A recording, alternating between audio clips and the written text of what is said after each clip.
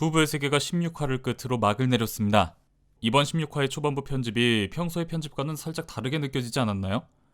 이번 16화의 초반부는 같은 공간에서 과거 이태우와 함께 있어 지선우가 행복했던 시간들을 현재 시간과 구분 없이 그냥 자연스럽게 이어붙여 보여주고, 불현듯 다시 지선우가 정신 차리며 현실로 돌아오는 식의 오가는 연출들을 보여주었습니다.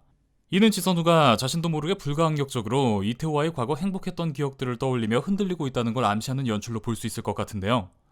이 연출에서 역시 지선우는 이태우를 완전히 끊어낼 수 없겠다 확신이 들었습니다. 폐인이 된 이태우와 식사를 하는 지선우와 준영이 장면.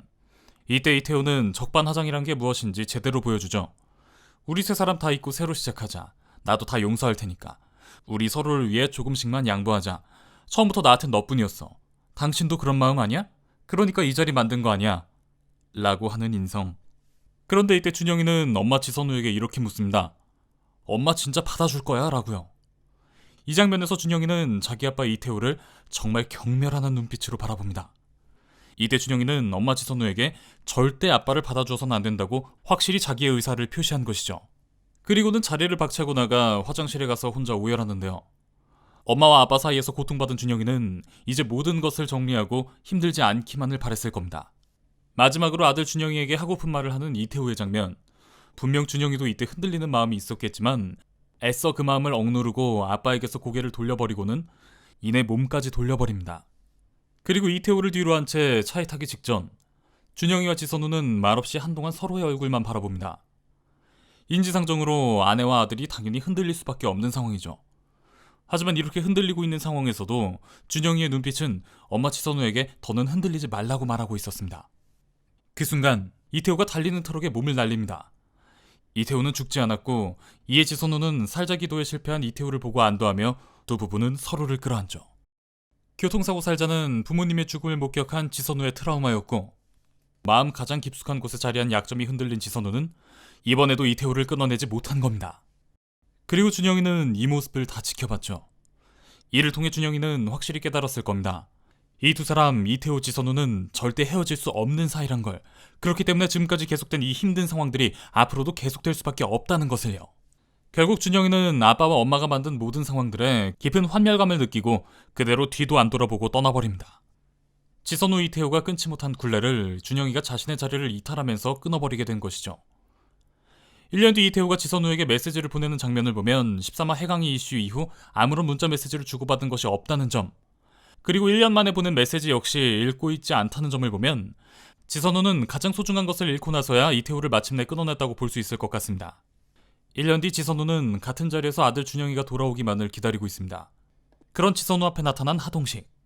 하동식은 생각보다 멀끔한 모습으로 나타났는데 잠깐 좋아지기도 했지만 겉으로 보이는 게 다가 아니다. 나 혼자 나아지기 위해 노력했지만 혼자만의 노력으로 되는 것이 아니더라. 안심하는 순간 뒤통수를 맞는다. 사람들은 알고 보면 다른 사람의 불행에는 관심이 없다. 잠깐 자기 위안을 삼을 뿐이란 말을 하죠. 이 하동식의 등장과 대사를 어떻게 보는지에 따라 다르게 생각할 수 있겠지만 저는 이 대사는 마지막 떠나기 전 준영이의 상황으로 대입해 볼 수 있다고 생각합니다. 정신적으로 고통받아 마음의 병이 생긴 환자 하동식은 자신이 유일하게 기댈 수 있는 의사 지선우에게 나름의 방식으로 계속해서 자기를 도와달라.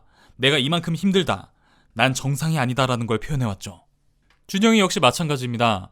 아들 준영이의 방황과 비행은 유일하게 자신의 이 힘든 상황을 어떻게든 해줄 수 있는 중심에 있는 엄마 지선우에게 계속해서 내가 이렇게 힘들다, 도와달라 온 힘을 다해 표현한 것이었습니다. 지선우 역시 사랑하는 아들을 위해 주었고 그런 지선우의 노력으로 아들 준영이는 잠깐 좋아지는 것 같아 보였죠. 준영이 역시 스스로 나아지기 위해 누구보다 노력했습니다. 하지만 그렇게 준영이 혼자만의 노력으로 될 일이 아니었죠. 안심하는 순간 준영이는 믿었던 엄마에게 다시 뒤통수를 맞은 겁니다.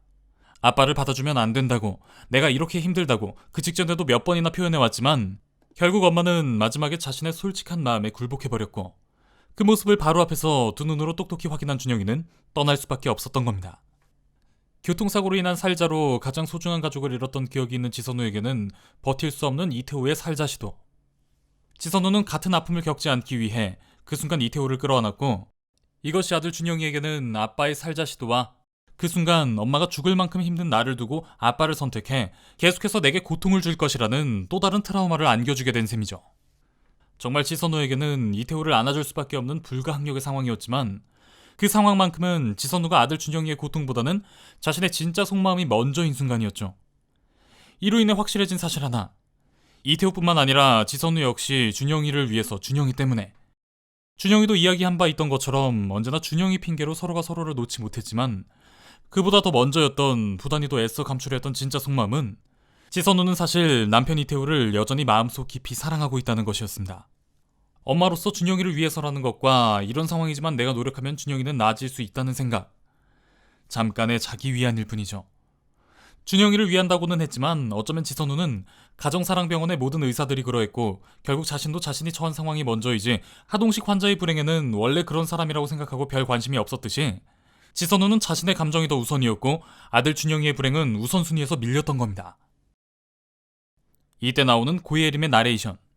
언니가 언니 자신을 용서했기를. 하지만 이어서 나오는 지선우의 독백은 내 스스로 용서란 말을 입에 올릴 수 없다. 용서란 것은 오만한 일이기 때문이다 라는 내용입니다. 그리고 이어서 지선우는 모든 상황을 내가 규정짓고 심판하고 책임지겠다고 생각하는 오만. 그것을 내려놓는 것만이 자기가 할 수 있는 최선이라고 하는데요. 지선우는 주변에서도 그렇고 스스로도 자신이 꽤나 똑똑한 사람이라고 생각하고 있었습니다. 남편 이태호와 아들 준영이를 책임지기 위해 뭐든지 지선우가 나서서 해결해야 했고 그런 시간들이 지선우를 슈퍼우먼 컴플렉스를 갖게 만들었죠. 남편의 일, 아들의 일 모두 다 이들을 이끌어가는 내가 다 컨트롤할 수 있다는 마인드. 그 마인드 때문에 지선우는 잘 보면 매 순간 아들 준영이를 자신의 부속물로 생각했고 마지막 순간 지선우로서는 불가항력의 상황이었지만 아들 준영이의 마음보다는 자신의 감정에 충실한 모습을 보였습니다. 오직 준영이를 위하는 마음일 뿐이라는 거짓. 그 거짓을 뒤덮기 위한 지난 16화 동안의 모든 지선우의 말과 행동은 위선. 최선을 다해 준영이만을 행복하게 해줄 것이라 했지만 마지막 순간 준영이에게 가장 큰 상처를 준 건 엄마 지선우 결국 자신이었죠. 모두가 똑똑한 여자라 했고 자신도 그렇게 생각하여 모든 것을 스스로 규정짓고 심판하고 책임지겠다던 지선우였지만 1화부터 모든 상황을 되짚어보면 이러한 생각은 오만이고 또 오만이었을 뿐입니다. 그런 자신에게 스스로 용서라는 말을 할 정도로 지선우는 염치 없는 사람은 아닙니다. 지선우는 이태호가 아니니까요. 그런 지선우가 할 수 있는 일은 그저 자신이 야기한 불안과 불확실한 희망의 시간을 인내하고 기다리는 것뿐. 그렇게 지난 시간 스스로의 오만으로 만들어낸 과오들을 홀로 곱씹으면서 견디다 보면 어쩌면 돌아올지도 모르겠죠. 아들 준영이도 그리고 아들 준영이가 돌아온다면 스스로를 용서해줄 그런 시간도 언젠가는 말이죠. 결말 부분에 있어서는 열린 결말로 끝이 났습니다. 이 아들 준영이가 돌아온 장면에 있어서는 돌아온 것이다, 돌아온 것이 아닌 지선우의 독백에 맞는 상상을 보여준 것이다. 결국 이렇게 두 가지 결말로 해석이 가능할 것 같은데요.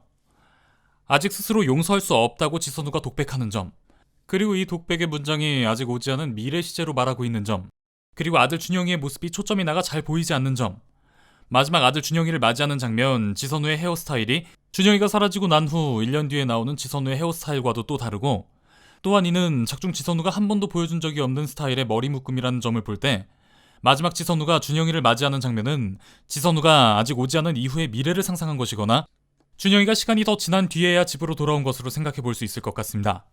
등장인물의 스타일의 변화는 시간의 흐름을 가장 효과적으로 보여주는 장치로 언제나 쓰이니까요. 그리고 16화 내내 부부의 세계 로고 타이틀에 켜지지 않았던 불이 켜진 것 또한 준영이가 다시 집으로 돌아왔다는 해석에 마지막에 힘을 더해줍니다. 정답은 없는 것 같습니다. 보는 사람에 따라 어떤 것이든 부부의 세계 결말이 될 수 있을 것 같네요. 현재 결말에 대해서는 호불호가 많이 갈리고 있는 상황인 것 같은데 제 개인적으로는 원작에 대한 리스펙과 지금까지 이 작품이 전달하고자 하는 메시지 모든 것을 놓치지 않으려 한 나름 최선의 결말이었다고 생각합니다. 제가 주말 불륜 드라마를 이렇게까지 열심히 보게 될 줄은 몰랐습니다. 열린 결말로 끝이 난 부부의 세계. 제가 닿는 이후 저의 꽉 닫힌 결말은 지선우가 시간이 지나 다시 돌아온 아들 준영이와 행복해지는 결말입니다. 아내이자 엄마인 지선우 덕에 지난 2달 동안 주말밤 함께 울고 웃을 수 있었습니다. 오래도록 부부의 세계라는 작품 기억하게 될 것 같네요. 자, 저희 부부의 세계 리뷰 영상은 여기까지입니다. 이렇게 좋은 작품을 볼 수 있게 해준 부부의 세계 제작진과 출연진들에게 감사하고 또한 저와 함께 부부의 세계를 달려오신 구독자 여러분들께 진심으로 감사드립니다. 저는 부부의 세계에 이어 또 다른 작품 리뷰로 여러분들을 찾아뵐 것을 약속드리면서 영상 마치겠습니다. 지금까지 미노타우루스였습니다.